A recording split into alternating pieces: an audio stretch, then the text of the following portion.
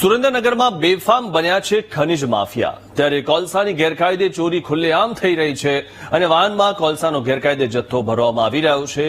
ત્યારે વાયરલ વિડીયોથી ઉઠ્યા છે અનેક સવાલ। કોલસો ભરવા જે વાહન આવ્યું તેમાં નંબર પ્લેટ પણ નથી। ખનીજ ચોરી અટકાવવા જવાબદારો નિષ્ક્રિય હોવાની આ દ્રશ્યો સાબિતી પૂરી રહ્યા છે।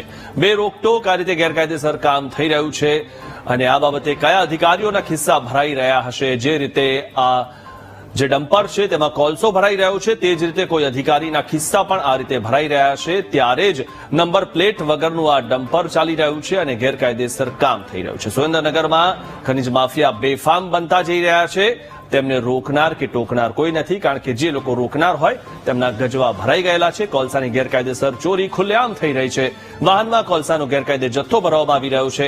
આ દ્રશ્યો પણ સામે આવ્યા છે, પરંતુ અમુક લોકોને આ દ્રશ્યો જોવા જ નથી। વાયરલ વિડીયોથી અનેક સવાલો ઉઠ્યા છે। ત્યારે હવે તંત્ર આ બાબતે ધ્યાન આપે। જે પણ અધિકારીઓના ખિસ્સા આ રીતે ભરાયેલા હોય કે આ દ્રશ્યોની સામે આંખ આડા કાન કરવા માટે જે અધિકારીઓના ખિસ્સા ભરાયેલા હોય તે અધિકારીઓ પર કાર્યવાહી થવી જોઈએ અને આ પ્રકારનું કામ બંધ થઈ જવું જોઈએ।